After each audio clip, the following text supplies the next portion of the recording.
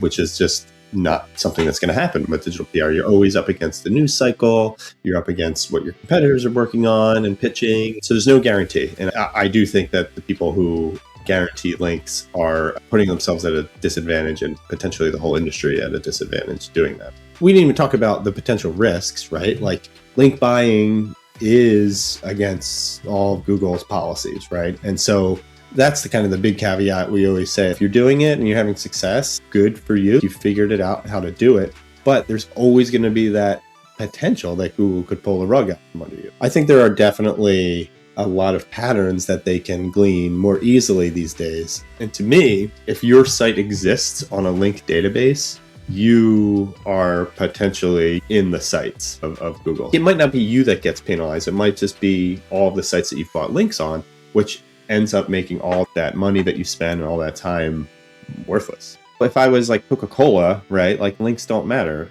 to me. And I want my brand just mentioned. I want people talking. So that's where the it depends matters.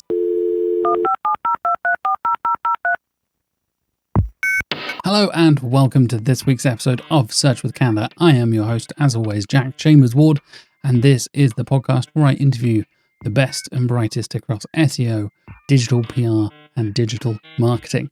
And I mentioned digital PR there for a reason, because it's a returning guest this week, the one and only Vince Nero, the Director of Content Marketing over at BuzzStream, is back on the show to talk whether there is a difference between buying links and paying a company to do digital PR for you.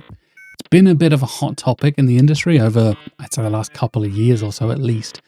And Vince and I get into a lot of discussion about what digital PR means in the modern search landscape, what we think is clearer definitions of things that people are debating in the industry. I think it's a really interesting conversation. I really hope you'll enjoy it. And it's coming up right about...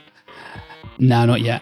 Please do like and subscribe. I got you there, didn't I? Nearly tried to. Please do like and subscribe if you are watching on YouTube. Of course, you can leave a comment and rating on Spotify and Apple Podcasts as well. I hugely appreciate anyone who leaves a comment, lets me know where they're watching from, what you're enjoying about the show, and all that kind of stuff. I saw my Hive MCR recap from a few weeks ago had some really fantastic comments from people who were there and saying they really enjoyed my recap, and people who weren't there who enjoyed it and kind of inspired to go to a future event, I think, which is very, very cool. Hopefully you enjoy this episode, and if you do, like I said, do all the good stuff, help me spread the word of Search with Candour, and help the show grow, help me get cool, new, interesting people on the show. Speaking of which, I do have some very cool guests coming up over the next few weeks. I'm going to get my sheet up here so I remember who it is. Next week, I've got Laura Yanku. We're going to talk all about... Oh, do I want to tease? Do I want to tease the topic? I'm not going to spoil the topic.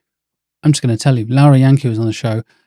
Laura works with a company called Octopus Energy and has some really interesting insights on that, and is also a long-time freelancer and consultant as well.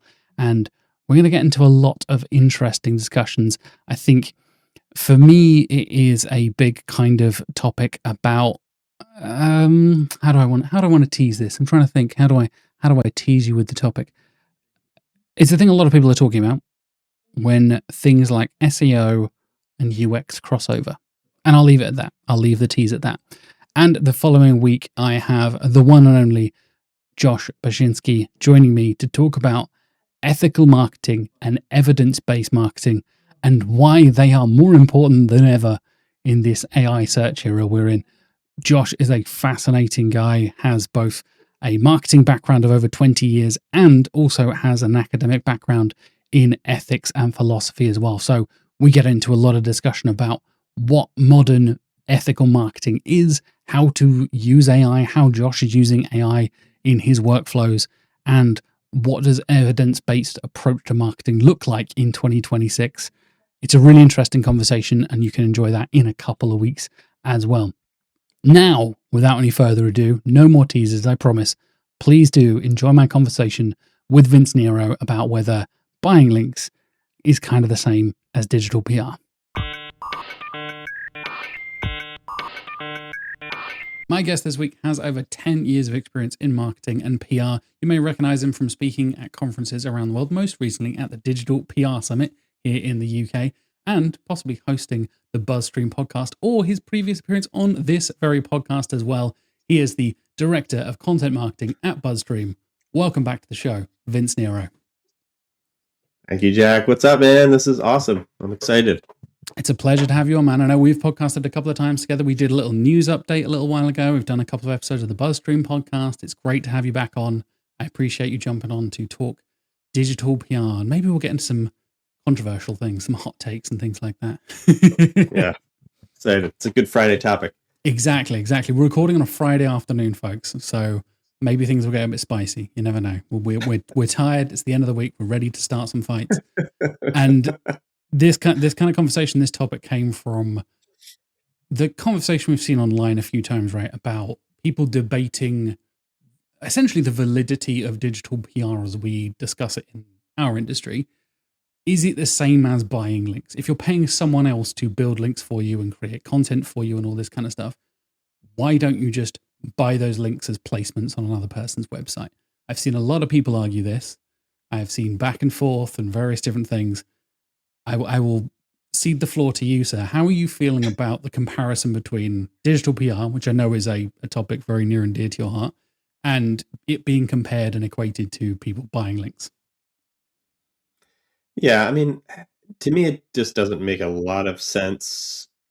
I understand the idea that you can pitch, you're paying somebody money to essentially try to get you placement somewhere. That is not the same as paying someone money to definitely get you a link somewhere.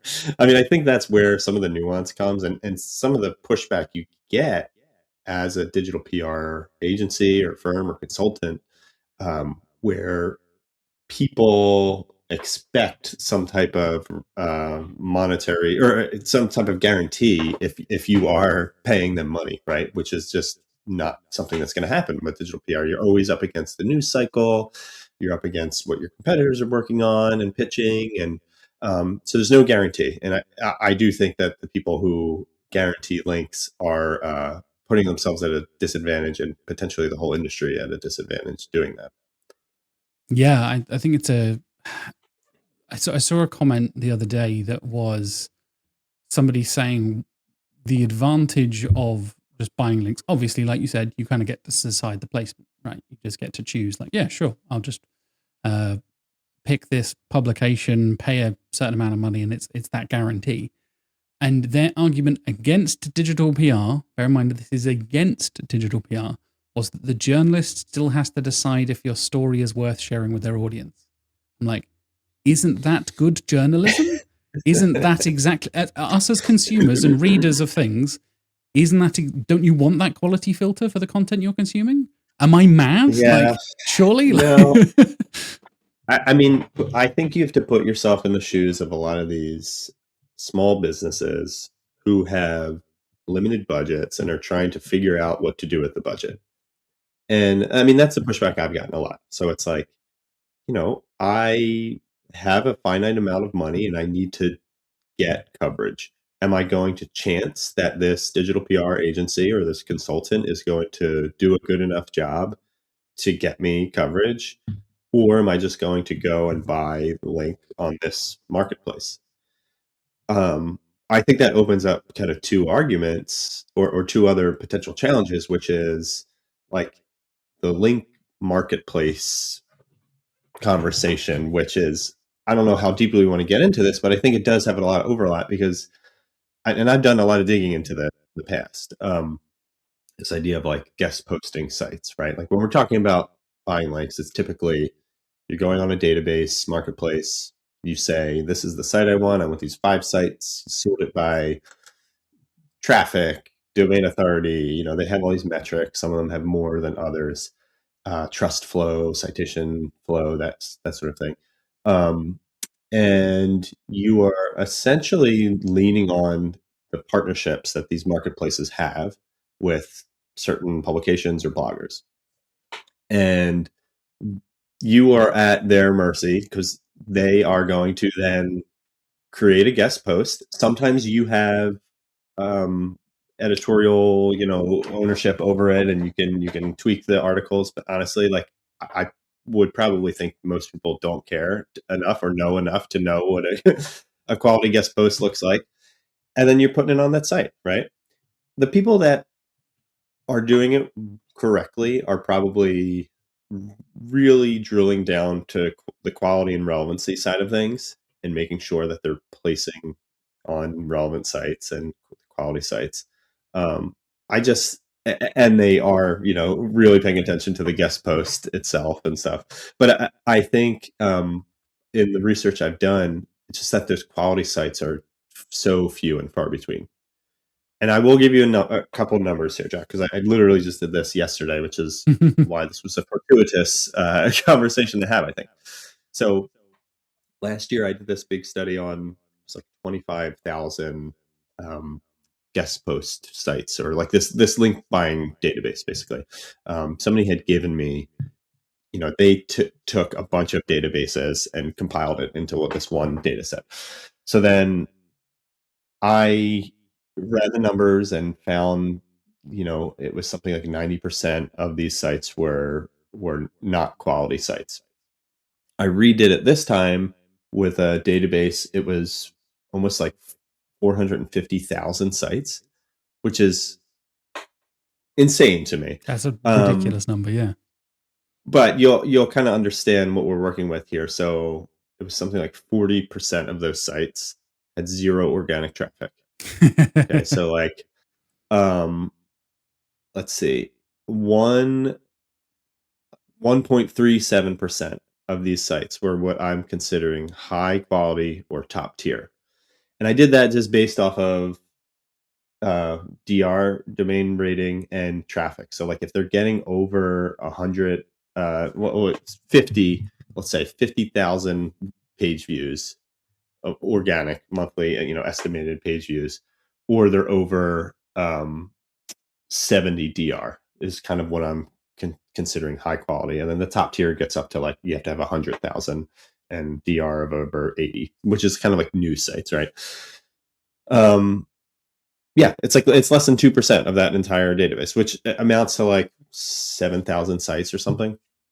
And so like when you start to do those, look at those numbers, you're kind of understanding what you're up against when you're doing this type of thing. And I'll stop there. I know that was a long-winded answer to your question, because I do have some more data. I think it's interesting, but I appreciate you coming with the data, man. I was reading the digital PR, like you did the industry study you did in February, right? The state of digital PR report that you guys do, and like estimated organic traffic was pretty high on the list of like things that people look for when they're looking for the quality of a site. I think it was like over 20% of respondents wanted to see that as a measurement of relevancy and how you evaluate like a link's quality, right?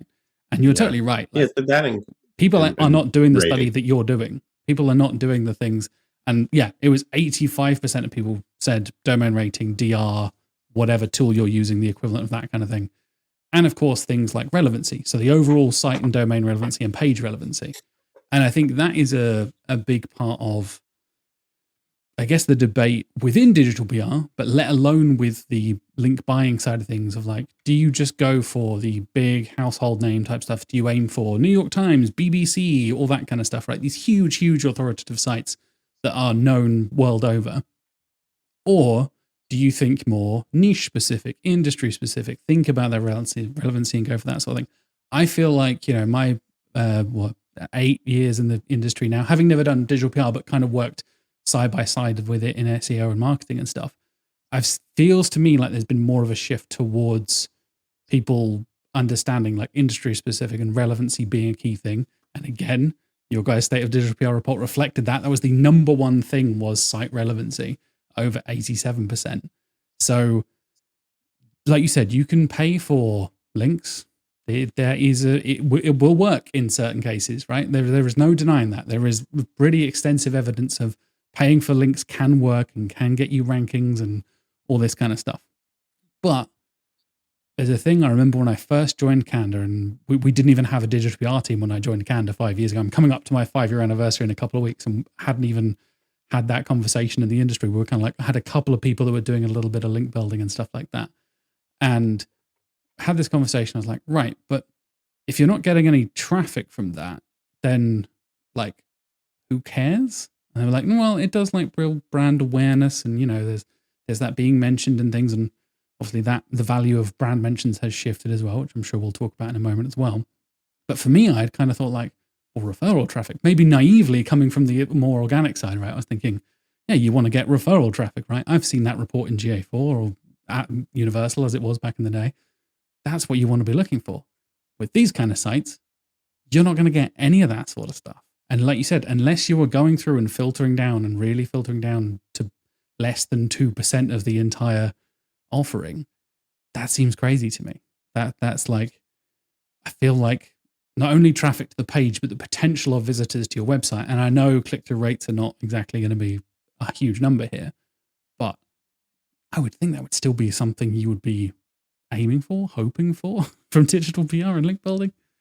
Yeah, I mean, it's funny. Like, I think that people that do link buying, it seems to be more you're just trying to prop up like a highly competitive keyword, or you're in this niche that it's like you're maybe like a plumber or something, where like you don't have a ton of like competitive advantage against other people in your industry. So like links sometimes break the tie.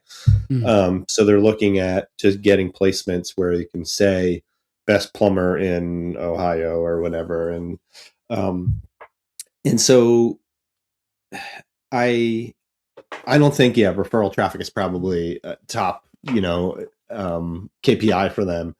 I do think though that like if you're putting it up against digital PR, like there are a lot more advantages from digital PR. So like yes, you run the risk of potentially not getting coverage, and you're paying money for this, but I think the benefits of getting of the digital PR maybe outweigh some of the other stuff. I mean, we didn't even talk about the potential risks, right? Like link buying is against all of Google's policies, right? And so that's the kind of the big caveat we always say. It's like, if you're doing it and you're having success, like good for you, like you figured it out how to do it, but there's always going to be that potential that Google could pull the rug out from under you. And is that a risk that you're willing to take? And like, how much risk? There's some people that only buy links, and then all of a sudden the helpful content update comes through and wipes out all those sites that you bought links from, and you're like, oh, I hate Google. It's like, well, so and I think there are also they're getting more sophisticated with a lot of this stuff. Like you look at the documentation in Google, like they back 3-4 years ago, they talk about using AI to power their spam brain thing, which it was used to try to find these manipulative link tactics and other things. So I think there are definitely a lot of patterns that they can glean more easily these days. And to me, like if your site exists on a link database, you are potentially, in the sites, right, of Google. So like, do you want to be buying links on a site that is potential? It's like, so like, it might not be you that gets penalized. It might just be all of the sites that you've bought links on, which ends up making all that money that you spend and all that time worthless. Yeah, that's a really interesting one. I hadn't even thought about, the fact that you're on that database means you are on a list. You are like somebody can get that data. Not only because I initially thought you were going sort of down the sort of like brand reputation damage kind of route, right? But you're totally right that like I think a lot of people underestimate how powerful Google and their technology is, and how, like you said, how sophisticated it has been for years. They have been catching spammers out for decades at this point, and it's only getting more and more sophisticated. Obviously, I know the spam technology accelerates at a similar kind of rate, and there is that constant kind of arms race, for want of a better phrase. But I think you're right when it comes to, if you're on that list, if you're part of that group of people, the group of sites and domains that are on these kind of marketplaces, there is a time and a place for that sort of thing. Sure. Like, so I know having a conversation with a couple of people when I was in Brighton SEO a little while ago, like a lot of European countries have very specific journalism laws. I believe it's Poland off the top of my head. I think we've talked about this before, where you basically like have to pay journalists to include links in things. And there's like a regulation of like, it's not a like pay to win, but it's a like fair compensation law or something like that. I may be misquoting, but that's broadly how I understood it from how it was explained to me. So that is paying for links, kind of, but like there's no other way of doing it. Journalists won't naturally link to you in the nice way that, you know, English speaking journalists tend to here in the UK and with you guys in the US as well. Like, Yeah, there are certain elements it needs to happen, but yeah, you I like think said, there's a Google big would. risk there as well. Yeah, I mean, I think in some of those cases, like if that's the only way to do it, like Google's not going to penalize every site that gets the link Every because Polish you site know is it's just like penalized. yeah. But I do think there are probably there's levels to all this stuff, and I think the reason to go back to where you thought I was going with this, like the reason I don't like to talk about this stuff from the perspective of like I don't want to sound like I'm on a high horse about it. I think trying to, it's like, oh, you're gonna wreck your brand if you're buying links, like, you fool, what are you doing? Like there are plenty of people that are doing it, like I said, well, and are super smart about it. And look, if it didn't work, like these link marketplaces probably wouldn't exist, right? Exactly. Yeah. So, but I think if you're comparing it to digital PR, I think there are some advantages just from a monetary perspective. And again, like getting back to this study that I'm working on at this guest post thing, it's like, the typical price, the average price for a site.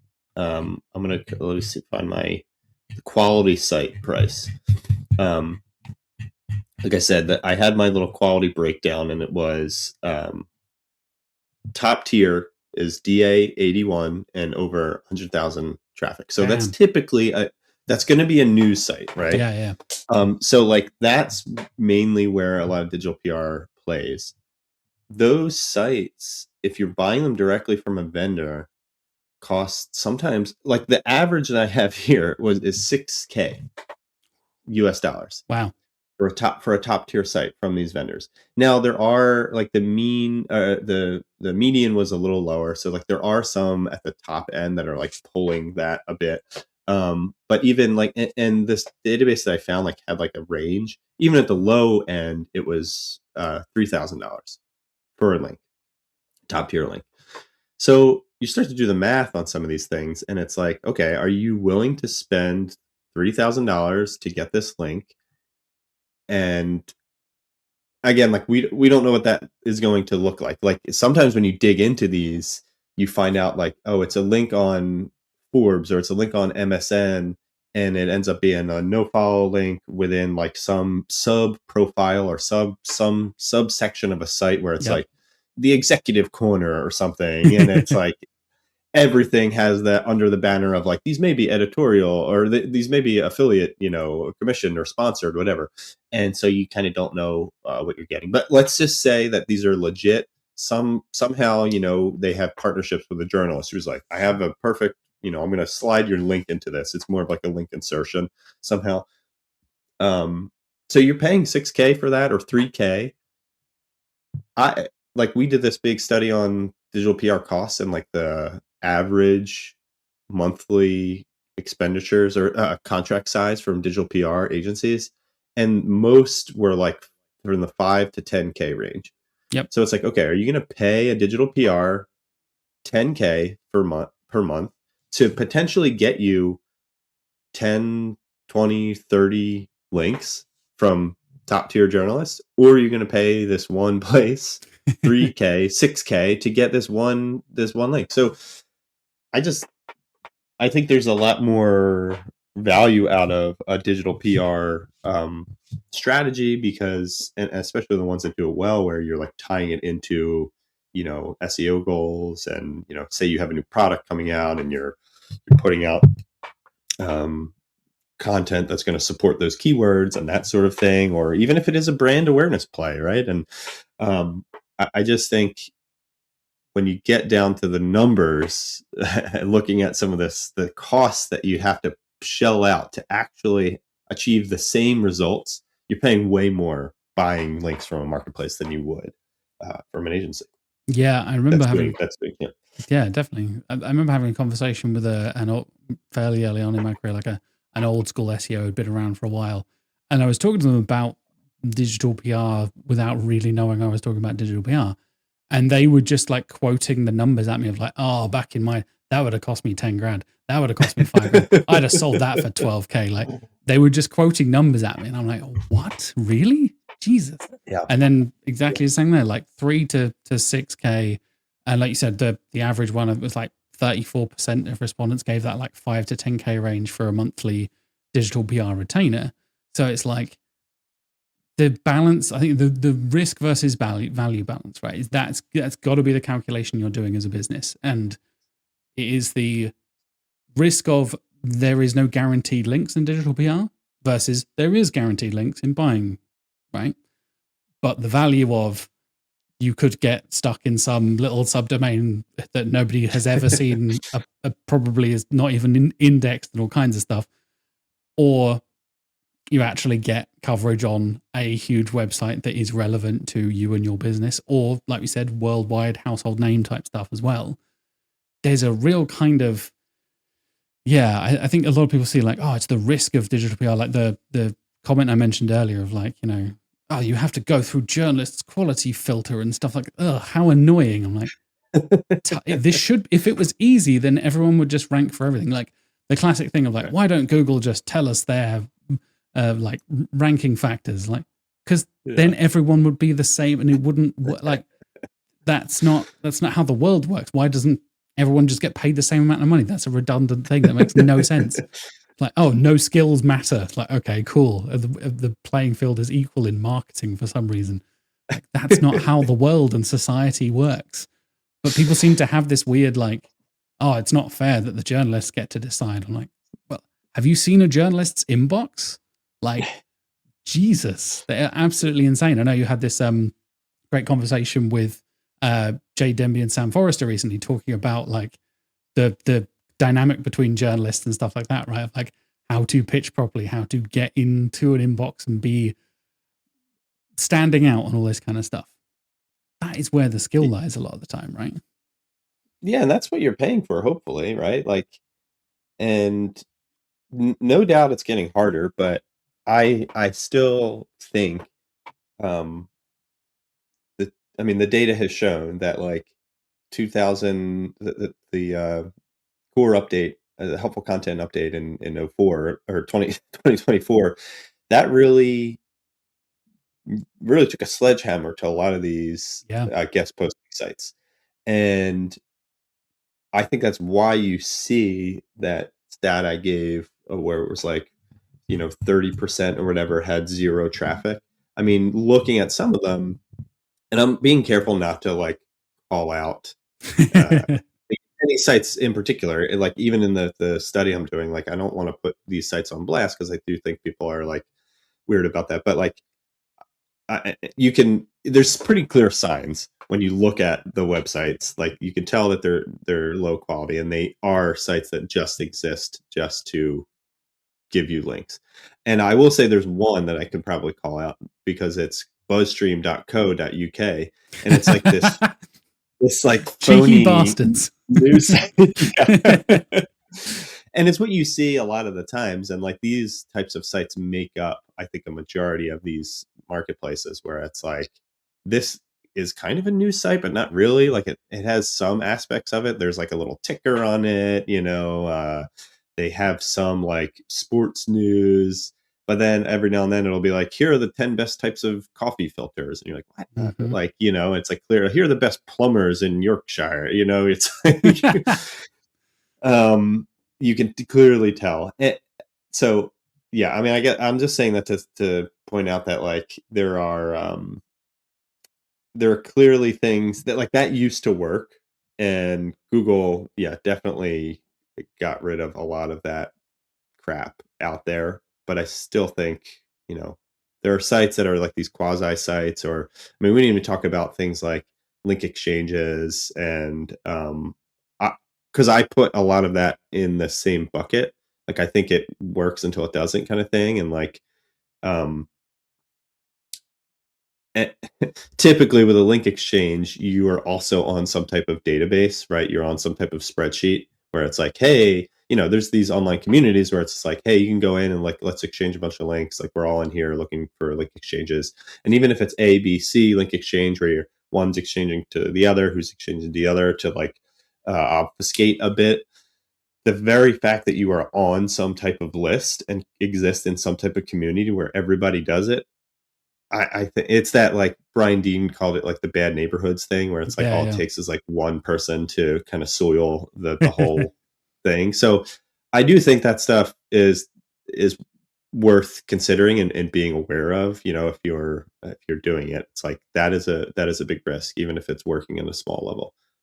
Yeah, I really like the conversation you had with Garrett French a couple of months ago as well. Like when when does building links move the bottom line, right? And like I said, that risk versus value calculation, I was kind of like jokingly kind of comparing there, but that is a genuine discussion you need to be thinking about for your clients. If you're doing like us at Candour as an agency doing digital PR and like what you guys are doing at BuzzStream, or if you're in house and you're building links, whatever it is, you need to be thinking about how that is going to impact the business. Because at the end of the day, you got to make money, right? That is, as much as we talk about traffic and conversions and impressions and all these different kinds of metrics in SEO, the same is true in SEO. The same is true in digital PR. You've got to be bringing in the money. And like you said, you can do the kind of link buying thing to prop up like a competitive keyword or whatever. But if you're not getting the clicks that then convert and people are actually buying or signing up or whatever your KPIs are at the end of the day, who cares? And I think for me, it ends up being a lot of that. Like you said, you end up in almost the opposite of what Brian D said, like the good neighborhoods. Like, oh, look, Vince got mentioned in the New York Times. Vince got mentioned in a local newspaper for doing something awesome. Like a really weird thing happened the other day. My dad is so aware of the news. He's like telling me things before I hear about them on social media somehow, even though he's not online at all. He's just seemingly tuned in to like the wavelength of the universe.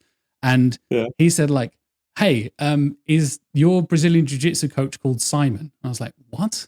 Like, yes, he is. Why'd you ask? He's like, oh, he saved someone's life the other day. I'm like, what? And he sent me a link from our local like news site.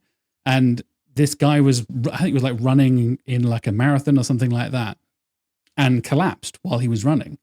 And it happened to be that my jiu-jitsu coach, Simon Gooch, was running past and stopped to help him, gave him CPR, saved his life, all this kind of stuff. He's like he's a young dad. It's this whole thing. Yeah. And I'm like, that is crazy. And then I was thinking like, that's so weird that like you get, and obviously it mentioned like he is the head coach at Token Academy in Norwich and blah, blah, blah. He's a Brazilian Jiu-Jitsu coach. I'm like, You think of a stage just for the link? Right? Yeah, no, definitely not. Thankfully not. Like fake heart attack and stuff, right? But I did have a conversation with Simon because I was training in a couple of days after that. And then next week I went in and I was like, that's crazy. I'm like, you're a hero, amazing, congratulations, all the usual stuff you would say to somebody who literally saved somebody's life. But then I also said, like, has anybody like signed up because of that? Like, has that converted to like business stuff? That's so weird. I bet a lot of people don't know like this place exists. It's out in like a little industrial like suburb, but it's just like in a big warehouse basically, because it's just one big room with a bunch of mats and stuff that you're rolling around on, and like a little changing room off the side, and that's it.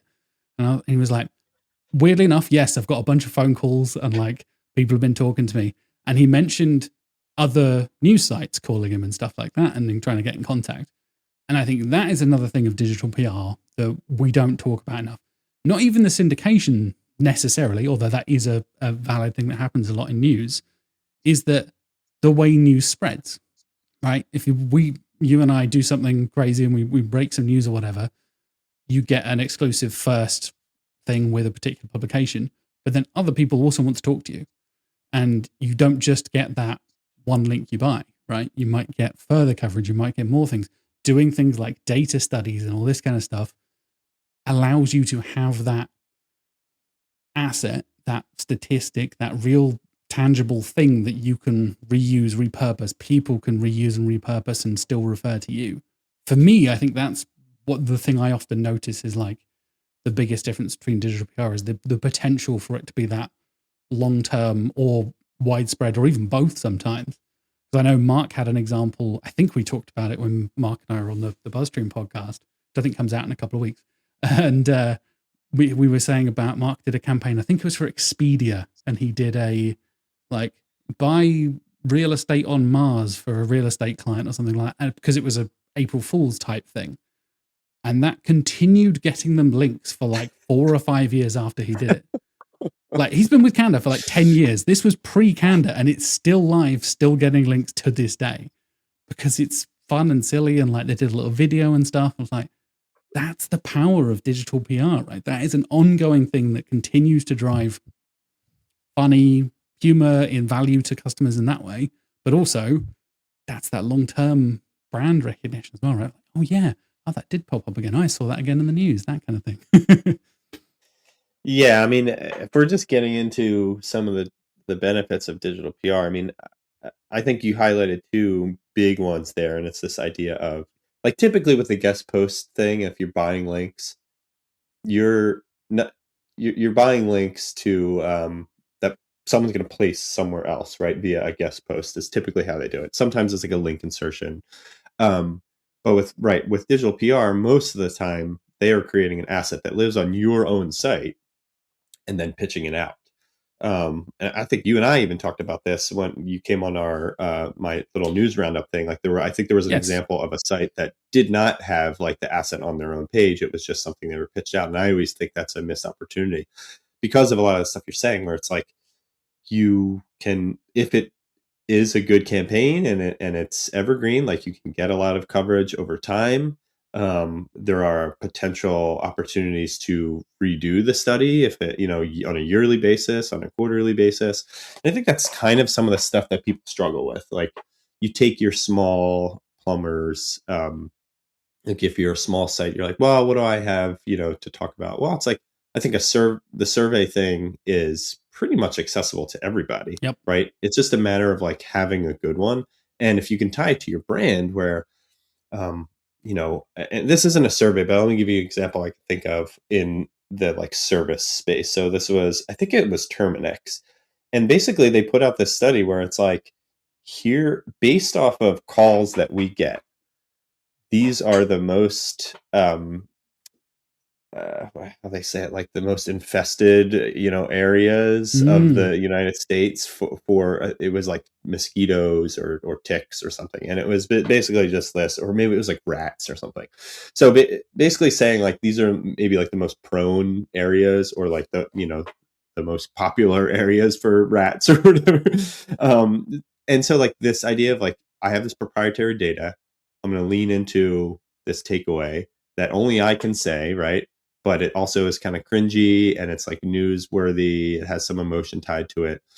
And like, I've gone from then having this very mundane, like this doesn't have to be Terminix, by the way, which is like a big, I don't know if it's Terminix in the UK. I don't It's recognize the brand. No. It's a big like exterminator, nationwide.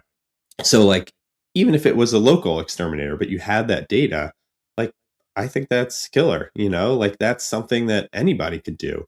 So there are a lot of potential opportunities. And I think some people just, who are buying links instead of, investing in content marketing like this, just aren't aware of it, or maybe don't have the time or don't have the trust. But if you partner with a good, consultant or agency and people know what they're doing, I think that's where you can start to extract some of this good stuff.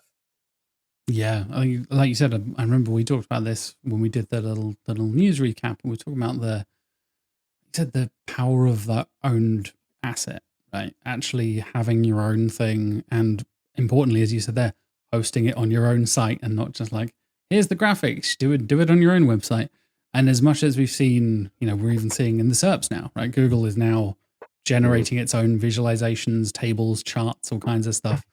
They'd already been, I think it was sports and something else, where they were like, oh, we'll do like tables and comparison charts of like, how many home runs has this guy hit this season and that kind of thing. And now it's doing like full on visualizations of stuff using like full on JavaScript and like anti-gravity stuff that is bringing it all together. And they did an example of what does a black hole look like and how does it affect space time. And it's this full 3D visualization on the SERP. And it's like, I think the bar is higher now for doing cool things like that. Like you said, you've got to find that ability to bring value. And I know Google has talked about the commodity versus non-commodity thing, which I think is a really weird way of phrasing it. I think it's just unique and non-unique content. I think that's a much easier way of phrasing that. They're like commodity and non-commodity. I've never seen the word non-commodity used so much on LinkedIn in my life. I'm like, it's just like make cool original stuff, which I know is massively oversimplified, but that's what that boils down to at the end of the day. And they have this weird example of like you said, like the 10 best ways to clean your vacuum cleaner or whatever. And then it was like, okay, cool. That's clearly a bunch of affiliate links of those like little brushes and stuff and whatever else. And then the other one was like, here's how I cleaned my carpet in the best way possible. Like, that's just a YouTube title. Like, that could be the same story. You've just slightly reworded that. And I think people underestimate like how hard it is to create unique stuff and actually bring value. And like you said, getting original data, doing your own studies, that's about as original as it gets, right? You're literally creating it yourself. Obviously, there's plenty of ways to go off and find, plenty of databases of data. There's a national database of statistics here that I know a lot of people use. Services like Statista and things like that, where you can go and get, I want to learn about this thing in my industry or whatever. Like there's brilliant examples I think of when people do the most searched for things in like this state or this country or whatever and all that kind of stuff. I know that happens in the adult film industry quite a lot. And that's like an annual thing of just like, here we go. Yep. Pornhub's mentioning like, here's what people in Kentucky are searching for. It's like, okay, thanks. But that's genuine PR. Like, yeah. Hey, I mean, yeah. I just saw one that I featured on our newsletter. It was from an agency called Bright Valley Marketing here in the States, and they did totally blanking on the site that they did it for. It was like a gambling site, and so or it's called I think sportsbookreview.com. But anyway, the campaign was just like we interviewed people from all over the states and found where people wanted to be buried, what stadium they would most want to be buried at, right? Like, and so then it became this national campaign where it was just like, in whatever state, here's the stadium that most people wanted to be buried in, and like that has an emotional hook to it, right? It's kind of dying, whatever. But then it has like a local angle that you can pitch to these, and it makes it newsworthy, right? And so there's a lot of these little tips and tricks, and I think if people are considering or have failed in the past with digital PR, like I think these days there's so much more, and I used to work in an agency, and then I joined BuzzStream, and like I feel like my brain has exploded with like ideas and like tactics and tricks and strategy. And I try to like put a lot of this stuff in our newsletter and all that stuff. But like, what I'm getting at is like, if you've tried in the past and failed and like don't want to do it, I implore you to give it another shot, because there's a lot of great agencies out there doing stuff, and there's a lot of stuff that seems to be working these days. And we didn't even talk about the AI thing and like branded mentions, right? Like it used to be all about getting links, and now like there's data behind the idea that like unlinked web mentions, highly correlate to showing up in at least AI overviews. And so more people are flocking to digital PR than ever. Like we've seen like these huge explosions in search volume for digital PR services, that sort of thing. There are definitely a lot of kind of bad actors out there saying they are doing digital PR, but they are in fact just doing like guest post buying and that sort of thing.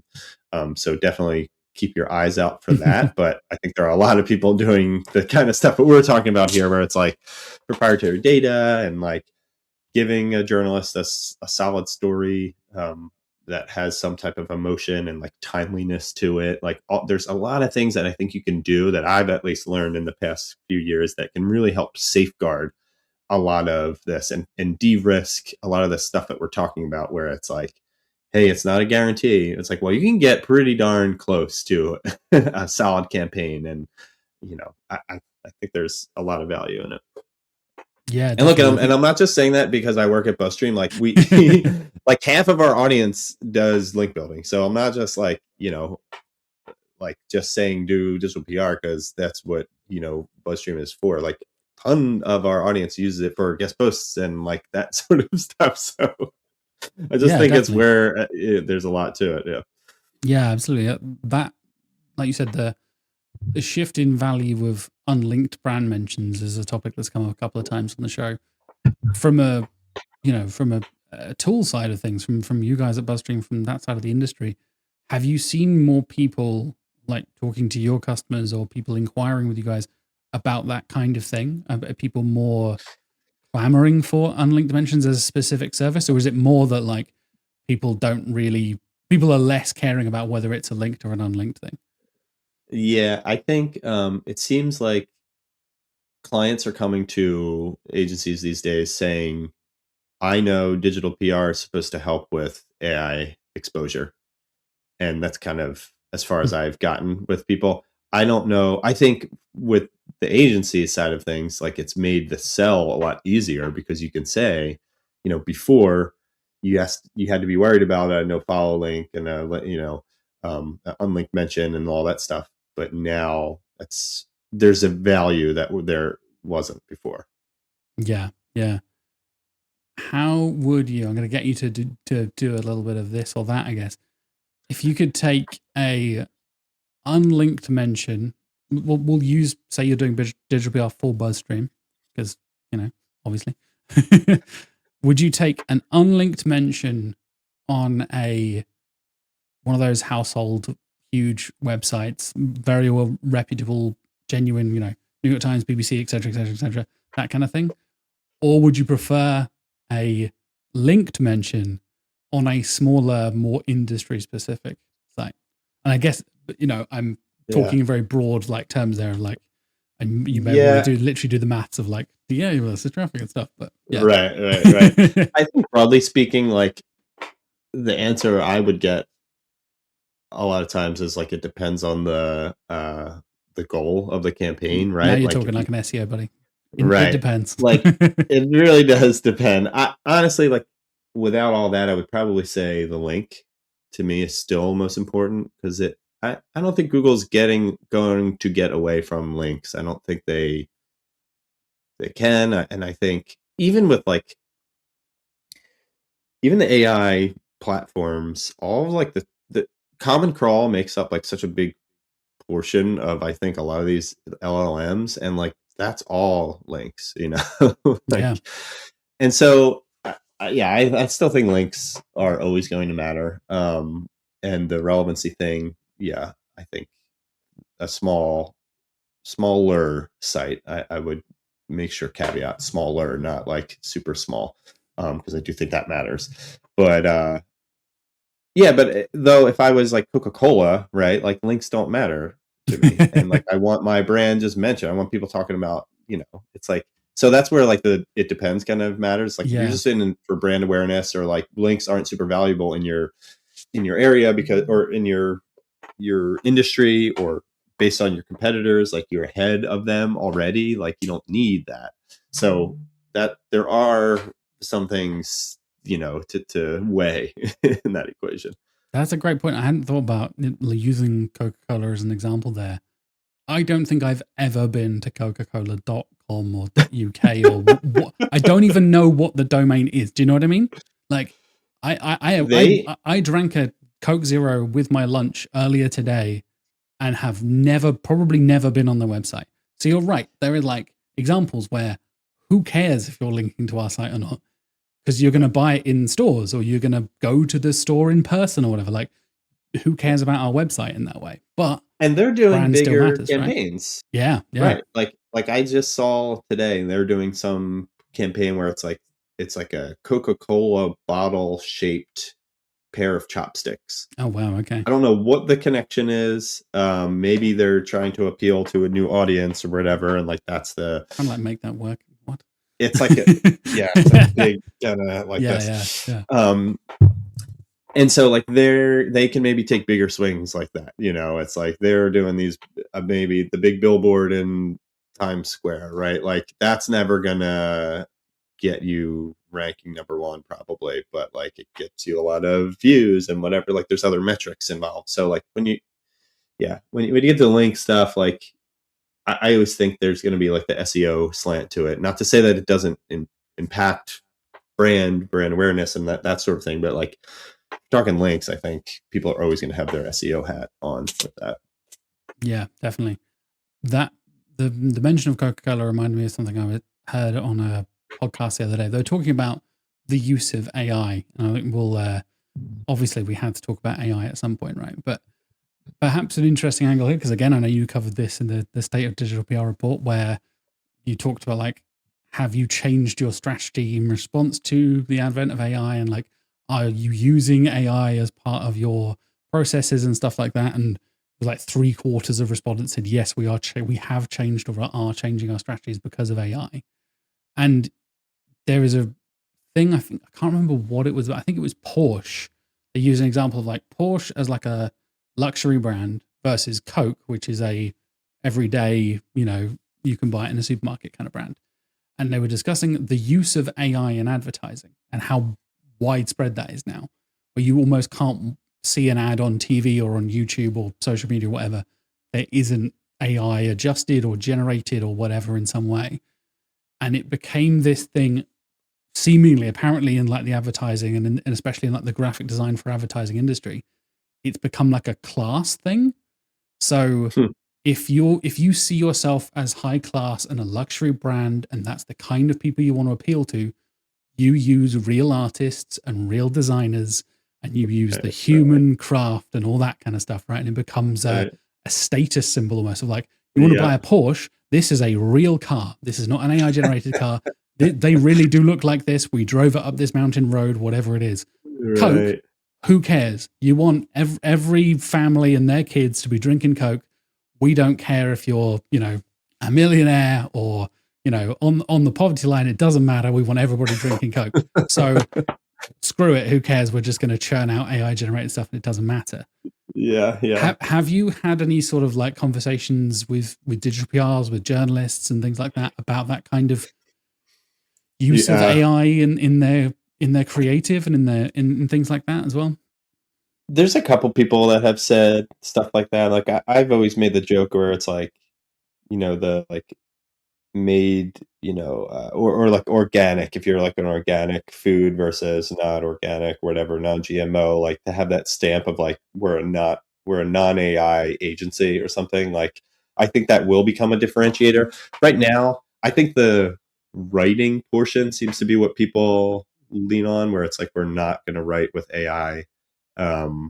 Because of the kind of stigma, but potential risk. I think it's more about the risk rather than like the brand, quality. I still think it just kind of comes down to the client. Like some people don't care. They're like, oh, I don't care about like what my header images look like. If you want to use AI to generate them, that's fine, whatever.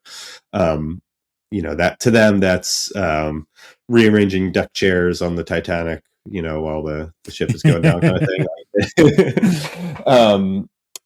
And I think people take that view on a lot of stuff where it's like there's some people that just care about the results in front of them and like the big picture. Like once it becomes a problem, then we'll address it. But like right now, it's not a problem. Once I get hit by Google, let's keep doing it, like that kind of thing.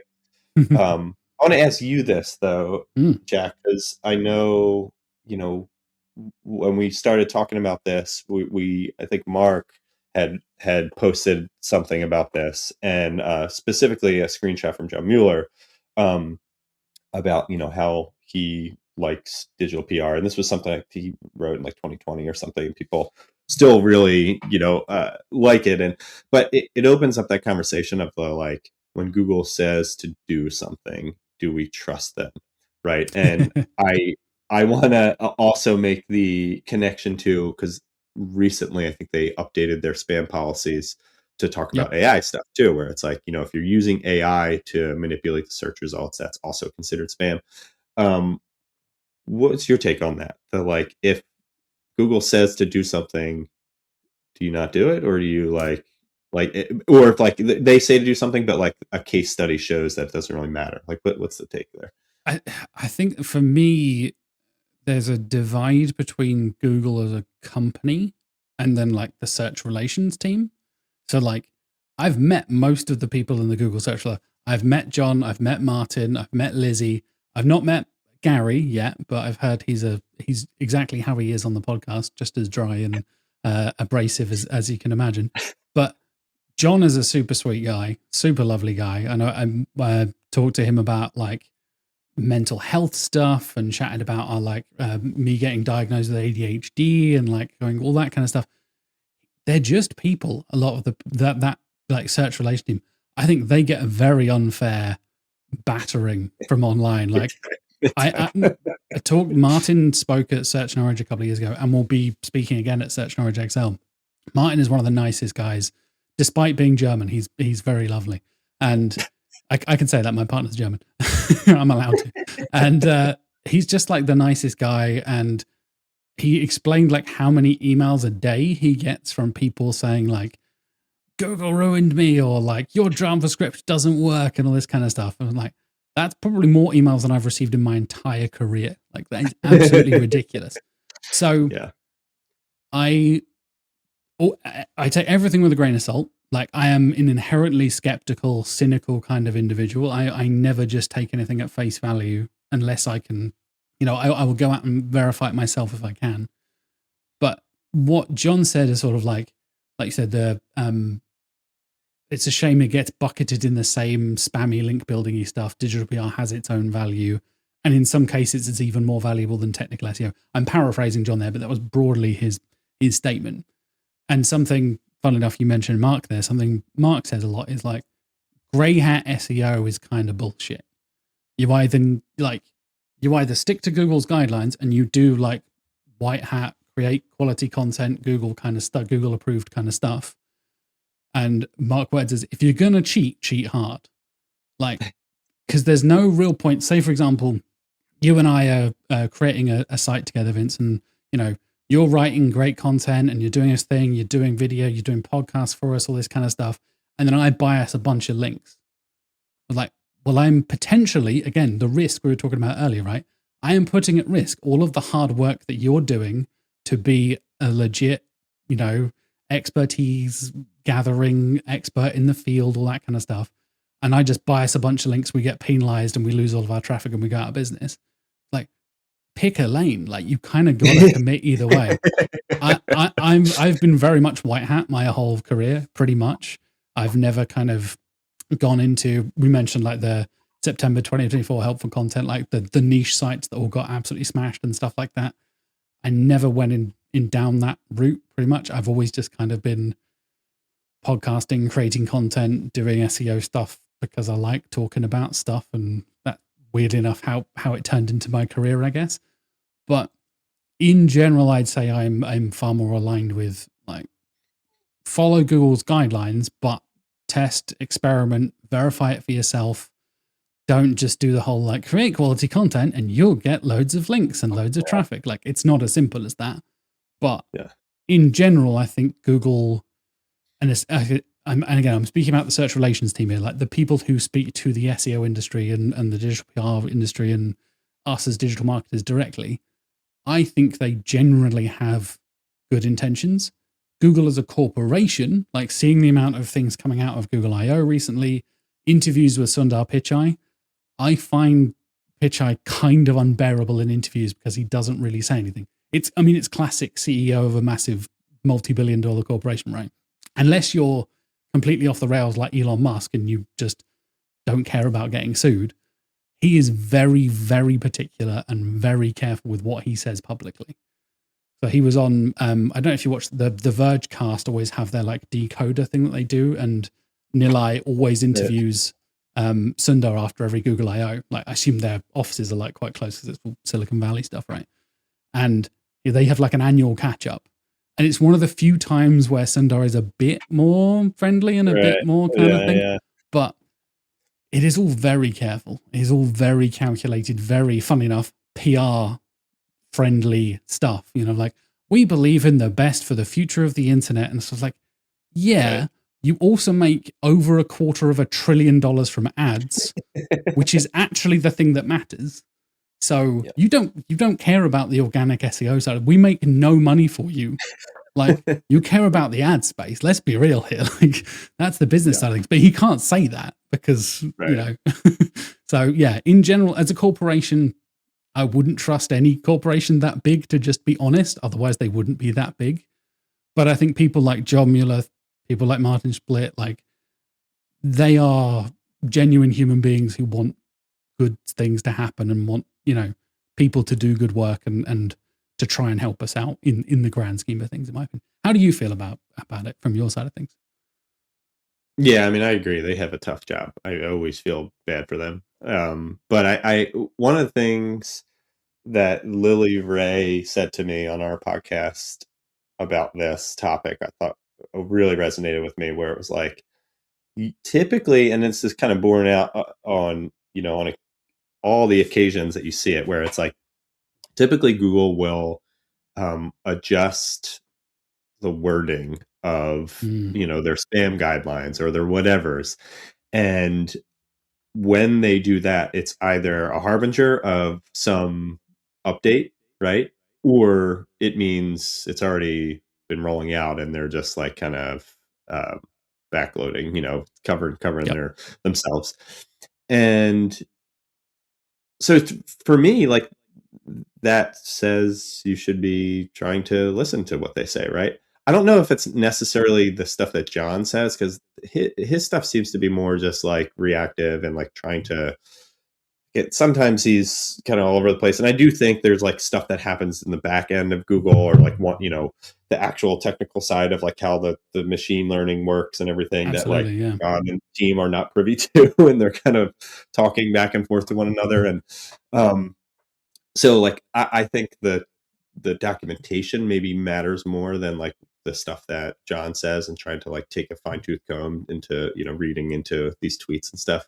But I always thought that is a very interesting way to look at it, where it's like, if they're changing something, it either means something big is coming, or it's already in the works. It's in their system. So um, that makes sense on a larger scale. I think the thing that people struggle with is like, they'll find one thing that goes up against that, and they'll be like, well, look at this one thing, like, it didn't work for this, so therefore none of this is, and that's not the way you should look at it. Yeah, I agree. Let's get into some recommendations then, shall we? Let's get into our final section here. What is one actionable tip you want to give the viewers and listeners to start doing today, Vince? And I mean, I kind of alluded to it a little bit, I think, with this idea of um like looking to like, if you're thinking about doing digital PR, I think looking to uh call it non-commodity content, commodity content, like adding to something that's out there, rather than regurgitating. Like, you can still use AI to help you write stuff, but if you're not saying anything new, that's where you're going to run into things. So like, if you don't have any data, like, you can have fresh data and like have AI write a post, an analysis of it, and then use that as your bones for an article. Like, that speeds up the process in a big way. But like, if you're just reusing data that AI already has, chances are other people are going to have that. That's not going to help you from a ranking perspective. And then if you were going to do digital PR something from it and pitch it out, like, nobody wants that because they already have it. So that's my mindset, I think, these days, and it's just something that I think is going to continue to be a good mindset for people in the AI world. Nice. How about recommending a tool or a piece of software that you've been using recently you think deserves a bit more attention? This is a tough one. I think the thing that I should probably shout out, because I've been using it a ton, is Citation Labs has a AI tracker tool called Zofu, XOFU.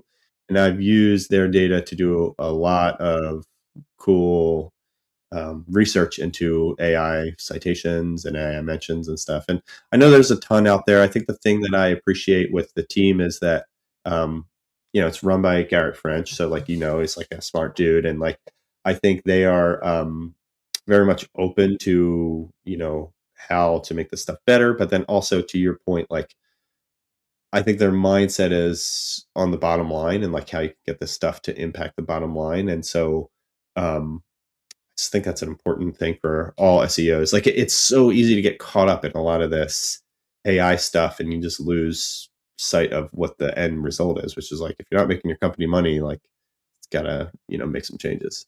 Yep. Absolutely. Absolutely. And last but not least, I know we're both excited. Something you've been enjoying recently, not work related, something fun, something cool, something interesting, films, books, TVs, video games.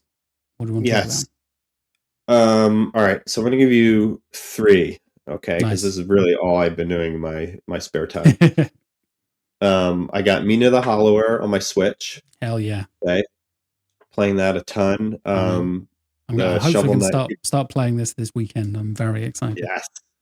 The folks who don't know, it's the people that made Shovel Knight, so it's like a retro, but very much has like Dark Soulsy type gameplay. It's like pretty hard, but it's a platformer, or it's like a top down like Zelda almost. Yeah. So that's a great one. I heard the word for that the other day. It's not isometric. It's like isotropic or something, where it's not like top down, but it's to the side, so you see the full sprite of the character. Like I've never heard that word before, but yeah, I'm a huge Shovel Knight fan. Absolutely love. Played so many of the spin-off games and stuff like that, but it feels like so long since Yacht Club Games have done anything new. It has been a while. I think at least 5 or 6 years. So that one's worth checking out. And then we were talking about the new Bond game. I just got that, started playing that, which is 007 First Light. First Light. Again, a huge Hitman fan, so cannot wait to play that. I now need to ask, are you enjoying it? I am. Okay, it plays like a movie. Yeah, it play like it's they have this whole like tutorial section where it's like you're basically playing like a movie. It's really well done and like nice. They and then the third thing. Oh, were you going to ask me about? Yeah. Are you a big Bond fan as well? Existing Bond fan? Yes, definitely. Okay. My brother, I remember getting the Sean Connery box set when we were probably too young to enjoy the Sean Connery box set. But yeah, I used to love it.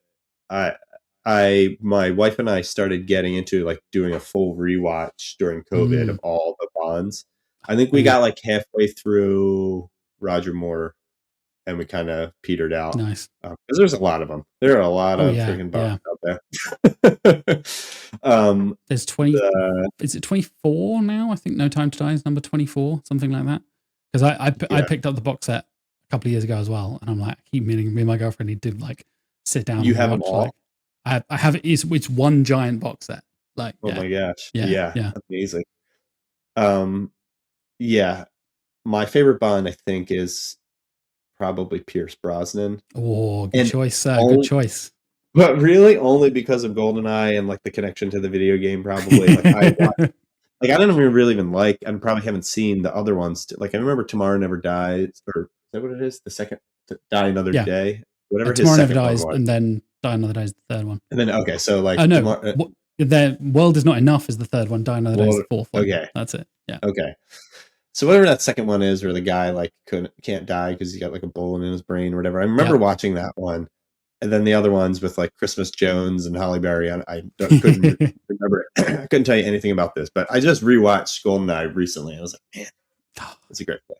GoldenEye, so good. Yeah, I'm a Brosnan guy as well. He was my Bond growing up. Nice. I like Tomorrow Never Dies as well. World Is Not Enough is fine. Die Another Day might be the worst Bond movie. Like it is, and that the Madonna song that goes with that is unbearably terrible. Like considering how great some Bond themes are, like good Lord, that is a terrible song. And yeah, I I didn't actually have an N64 when I was growing up, despite an N64 controller being on my chest here. But I have two older sisters, and one of their boyfriends had an N64. Oh, So nice. I would get to play like little snippets and be Yeah. able to do like multiplayer GoldenEye and stuff like that when I was a kid. So that was fun. And Amazing. yeah, I absolutely love. I cannot wait. I'm a huge fan of like IO Interactive and what they've done with like Hitman and stuff over the last few years. Although I did see the news, I think it was literally yesterday, that Amazon Studios is like taking over the rights for the video game from IOI. Oh, And Amazon Studios have a terrible track record with video games. no. They've cancelled a bunch of projects and stuff. So that does kind of worry me a little bit. But hopefully they're just going to be like, hopefully First Light does well enough that IO can be like, just leave us to make great games and we will make you loads of money. Just stop interfering. Hopefully. How do you feel about Patrick Gibson as Bond? Because I've only ever seen him as young Dexter in the Young Dexter series thing, and I hated that show and stopped watching it after a couple of episodes. So he's fine. Honestly, I get vibes of like the other, the blanking on the Star Wars game, the Jet where he's a Jedi. It looks very similar to that guy. Yeah. That's the Jedi Fallen Order series. The Fallen Order, yeah. He's a redhead, and this guy's not. It's absolutely not. So yeah, hey, he's good. I mean, he has, it's a young, very young James Bond. He's like 25 or whatever. He's wow, right outside of the military. So you got that swagger and stuff of a young man. It is weird to see a young Bond though, like doing Bond stuff. It's a weird thing, right? Because I found with Craig, his like series, you ended up having like, oh, this is how he gets his 00 license, and like it's easier the second time, and that great little sequence and stuff. And then in the second movie, he's like, I'm too old for this shit. I need to retire. I know. What? Weren't you just? Haven't we just? Wait, you've gone from like 30 to 50 very quickly, and then he's just an old man for the rest of the show. Yeah, I feel you. That was one of the main things that I didn't like about it was when they get into that, all of a sudden you're like, you just rebooted this. You can't be old already. Yeah. But Jack, I got one more for you before we go, and it is Widow's Bay. Have you checked out Widow's Bay? I've not. The series on Apple TV. No. It is amazing. Are you a horror guy? Oh yeah. So this is like horror meets somehow comedy, and like the balance is amazing, and like they have like kind of like Parks and Rec type comedy almost is how a lot of people say it, because it like the main character is like the mayor of this small town that may or may not be cursed, so he's like trying to get tourists to come out, but like, and then it like gets very like they're nailing all the horror stuff, like it's legit scary, but nice. Like they have this balance. It's really done. It's almost finished. It comes out like every Tuesday or Wednesday, I think, and it's on it's just been the 8th episode of 10. So you got some catch up to, but it's good. I recommend it highly. It is literally made by one of the writers from Parks and Rec, so that kind of makes sense. Right, Katie. Katie Dippold. But then I think some of the directors are like horror directors too. Amazing. Yeah. We're in such a good era of horror at the moment. Like, I grew up not being a horror guy, but like through my previous like film podcast and stuff, I really like fell in love with a bunch of horror stuff. And obviously we had like the era of the Jordan Peele kind of stuff that was like the elevated horror like 10 years ago or whatever. But I feel like we're still in a great era for amazing. We just had Weapons recently. We've got so many other cool things coming out. It's like, I heard Backrooms is good. Backrooms is great. Yeah, really enjoyed Backrooms. I heard Obsession is really good. Exit 8 was great as well. It's another video game. Like Backrooms is like a liminal space horror type thing. I know we're in a great era, weird enough, to kind of connect the two with the video games and stuff, where we've got these like content creators and YouTubers who have got loads and loads of money, who are then selling like, I can fund a film of a game I like. And that sounds like a bad thing, that these people have so much power and stuff. But actually, when somebody is really passionate about a thing, that is quite a big difference to most of the executive producers in Hollywood who don't know the franchise and have never heard of the franchise in the first place. Like, what's a video game? I've never played one. Whereas like you get people like Sean McLaughlin, Jacksepticeye, who's like doing a bunch of stuff. I think he was part of Backrooms and he helped fund that. And now he's working on a Bloodborne animated film. And I'm like, I'm the biggest Bloodborne fan. I need this in my life. Like, oh my God, I can't wait. The weapons guy's doing Resident Evil, right? He is. Yeah. And that looks kind of terrible in a very Resident Evil kind of way. Let's make it even full circle here. The these content creators making commodity content are winning out. There perhaps. you go.